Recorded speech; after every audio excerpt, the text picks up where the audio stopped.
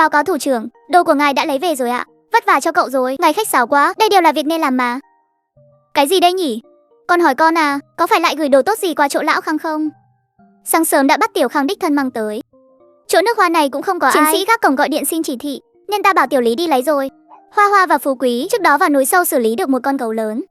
Lúc con và Phương Mãnh tìm thấy chúng, con gấu đã hẹo rồi. Chúng con giữ lại da gấu và các phần khác, còn tay gấu chúng con không biết xử lý thế nào. Vừa hay hôm qua chỗ chủ Khang ăn cơm nên mang theo luôn. Không ngờ chủ Khang nhất quyết không giữ lại cái nào, cứ đòi làm xong rồi gửi về. Tay nghề chủ Khang đúng là tuyệt đỉnh, thơm quá đi. Trúc Khải Toàn cực kỳ đồng tình. Từ năm 15 tuổi năm ấy, lần đầu tiên suýt làm nổ phòng bếp nhà nhạc phụ, ông đã tâm phục khẩu phục tài nấu nướng của lão Khang rồi. Chiều hôm qua ở chợ có chút ngoài ý muốn, bận rộn cả đêm làm con quên mất việc này. Xem con gái ba thèm thuồng chưa kìa. Tiểu Lý đi thông báo cho Tiểu Vương, bảo cậu ta đến bếp ăn xem có cơm không, rồi lấy ít bánh màn thầu về. Không cần đâu ba, ba ơi sáng sớm đừng phiền phức thế, con về khu tập thể ăn đại cái gì đó. Rồi ngủ bù một giấc, cả ngày một đêm chưa chợp mắt rồi, giờ ăn gì cũng chẳng thấy vị. Tay gấu này hiếm có lắm, ba cử người gửi cho ông bà nội một cái, để hai cụ tầm bổ sức khỏe. Cái còn lại, tối nay chú Cảnh Văn và chú Vương cùng qua nếm thử. Trời lạnh rồi để đến tối cũng không hỏng được đâu.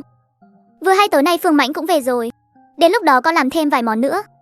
Quyết định vậy đi, ba lo công việc đi, con về trước đây. Cái đứa trẻ này, giờ đã biết lo lắng cho ông bà nội ở nhà rồi. Tấm lòng này khiến Trúc Khải Toàn thấy ấm áp lạ thường. Vừa vui vẻ, tâm trạng muốn khoe khoang lại trỗi dậy không kìm được.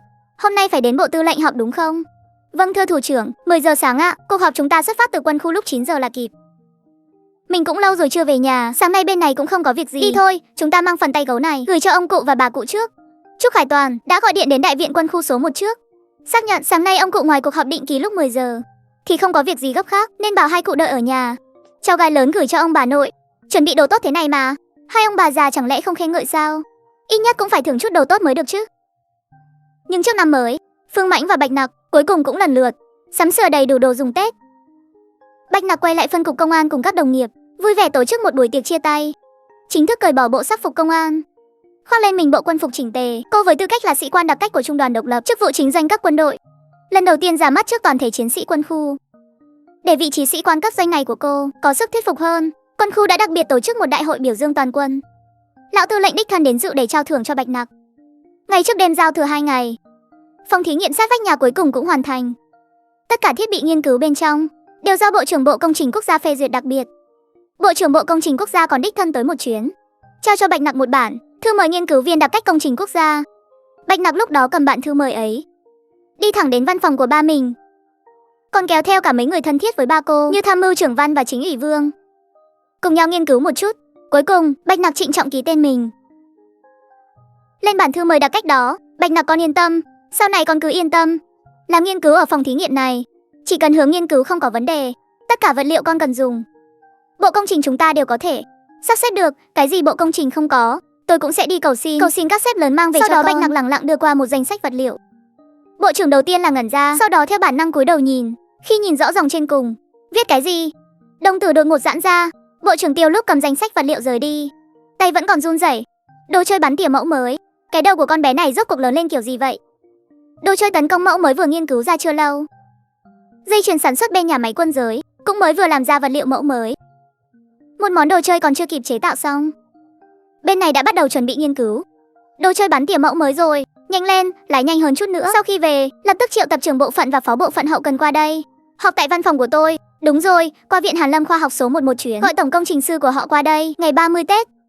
Cảnh vệ Tiểu Lý và cần vụ Tiểu Vương sáng sớm đã vội vã đến khu tập thể. Phương Mãnh cũng vừa hay bước ra khỏi phòng. Hôm nay không cần tập thể dục buổi sáng, ba người phân công đơn giản rồi bắt tay vào làm việc. Chúng ta gửi mấy con gà rừng thỏ rừng đến bếp ăn quân khu đi. 8 con gà rừng ở sân trước, 6 con thỏ rừng mang đi hết, lại ra sân sau dắt một con dê rừng nữa, gửi thẳng đến bếp ăn giao cho quản ca bếp trưởng. Chỗ này đều là do Hoa Hoa và Phú Quý săn được từ núi sâu huyện Sương Bình đấy, vừa hay cải thiện bữa ăn cho các chiến sĩ quân khu nhà mình để mọi người đón Tết thật vui. À đúng rồi, 2 con lợn rừng đông lạnh ở sân sau cũng mang đi luôn. Thịt lợn ở nhà đủ ăn rồi, không dùng đến thịt lợn rừng đâu. Tiểu Lý nhìn đống đồ nhiều thế này thì hơi do dự. Thế này thì chơi lớn quá rồi. Yên tâm đi, đây đều là Trúc quân trưởng và Bạch doanh trưởng đồng ý rồi. Tết nhất đến nơi rồi, để anh em trong đơn vị ăn ngon chút, đón cái Tết vui vẻ. Quân trưởng nhà mình vui còn không kịp ấy chứ. Cảm ơn phó đoàn. Được rồi, gửi qua sớm chút thì bên bếp ăn cũng tốt.